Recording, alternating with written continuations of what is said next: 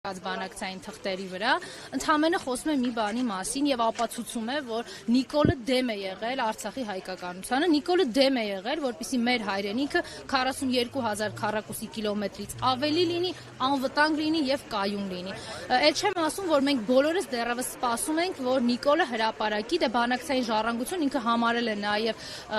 տարբեր հարց ու պատասխաններ, հարցազրույցներ եւ այս տրամաբանությունը հուշում է, որ անպայմանորեն պիտի հրապարակի նաեւ Լիվտում Ալիևի հետ իր խոսակցությունը, մեծ բոլորիս դա շատ հետաքրքիր է, Նիկոլը անպայմանորեն պիտի հրապարակի այն ծրարը հայտնի, որ ստացել է Ալիևից, Ալիևի աշխատակազմի միջոցով, թե ինչ ա եղել այդ ծրարի մեջ, մեզ դա շատ հետաքրքիր է,